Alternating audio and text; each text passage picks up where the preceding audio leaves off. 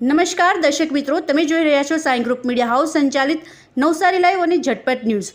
ઇટાળવા ગામના ઐતિહાસિક ત્રિલોકેશ્વર મહાદેવ મંદિરના કબજા મુદ્દે વિવાદ વકર્યો। ન્યાયની શોધમાં ટ્રસ્ટીઓ ડીવાયએસપીને શરણે। નવસારીના ઇટાળવા ખાતે આવેલ વર્ષો જૂના અને ઐતિહાસિક ત્રિલોકેશ્વર મહાદેવ મંદિરના સંચાલન અને કબજાને લઈને વિવાદ ઘેરો બન્યો છે। છેલ્લા કેટલાક સમયથી ચાલી રહેલી ગજગ્રાહ વચ્ચે આજે મંદિરના ટ્રસ્ટના પ્રમુખ છગનભાઈ પટેલ, અલ્પેશભાઈ પટેલ સહિતના ટ્રસ્ટીઓ અને મોટી સંખ્યામાં ગ્રામજનોએ ન્યાયની માંગ સાથે નવસારી એસપી કચેરીની મુલાકાત લીધી હતી। ત્રિલોકેશ્વર મહાદેવ મંદિર ટ્રસ્ટના પ્રમુખ શ્રી હું અમારું મંદિર ઇટાળવા ગામ ખાતે આવેલ છે અને એનો અમે રજૂઆત માટે આજે અહીંયા નવસારી ડીવાયએસપીના કચેરીમાં આવેલા અને ત્યાં અમે રજૂઆત કરી તો એનો એ લોકો એવું કે ભાઈ જો અમારા હાથમાં કબજો આપવાનો નથી, જે થર્ડ પાર્ટી ઘૂસી ગયેલા છે એ લોકોના માટે અમે અમારું ન્યાય મળે એ હિસાબે અમે અહીંયા રજૂઆત કરવામાં આવેલા, પણ અમને એવું કહે કે અમારા કબજામાં એ મેટર આવતો નથી આવું જણાવેલ છે। તો હવે અમે એ પોલીસ સ્ટેશનમાં જો અમને ન્યાય નહીં મળતો હોય તો અમે ક્યાં જઈએ?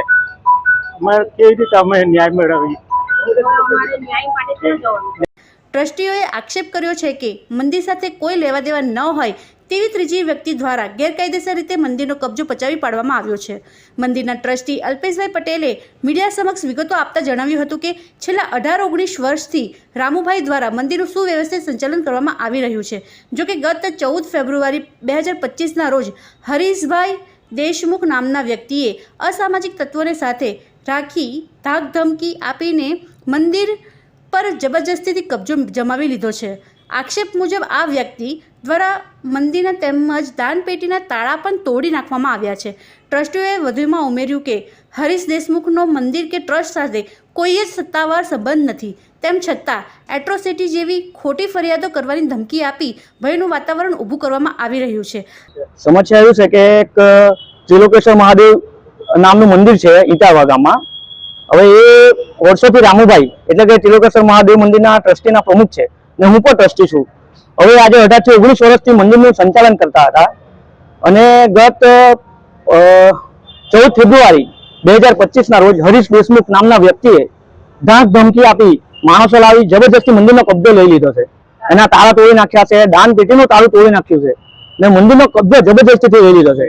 એને ટ્રસ્ટ સાથે મંદિર સાથે કઈ લાગતું ઓળખતું નથી, છતાં પણ એ માણસે જબરદસ્તીથી અમને ધમકી આપી, બરાબર એટ્રોસિટીનો કેસ મૂકી દેવા આવી બધી ધમકી આપી ને મંદિરનો કબજો જબરદસ્તીથી લઈ લીધો છે। કેસ અમે જીતી ગયેલા છે ચેરિટીમાંથી, અમારી પાસે નવસારીનો હુકમ છે, સુરતનો પણ હુકમ છે, છતાં પણ એ માણસ મંદિરનો કબજો છોડવા તૈયાર નથી અને આ વિશે અમે લેખિતમાં અરજી પણ આપી હતી, પણ પોલીસ વાળાએ અમને કોઈ ન્યાય નથી આપ્યો। આજે ડીવાયએસપી સાહેબ સમક્ષ અમે આવેલા હતા કે અમને ન્યાય મળે।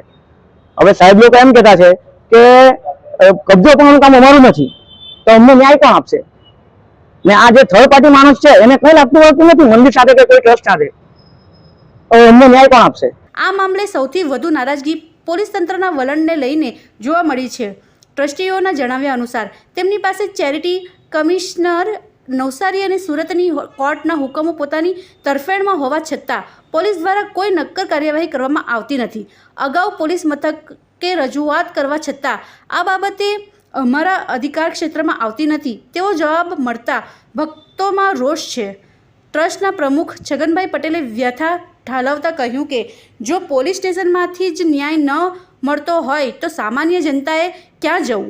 હાલમાં ટ્રસ્ટીઓએ ડીવાયએસપીને રૂબરૂ મળીને યોગ્ય તપાસ કરવા અને મંદિરનો કબજો મૂળ ટ્રસ્ટને સોંપવા માંગ કરી છે। જો આગામી દિવસોમાં ઉકેલ નહીં આવે તો ઉગ્ર આંદોલનની પણ શક્યતા સેવાઈ રહી છે। તો આ જ પ્રકારના અવનવા સમાચારો માટે જોતા રહો નવસારી લાઈવ અને ઝટપટ ન્યૂઝ।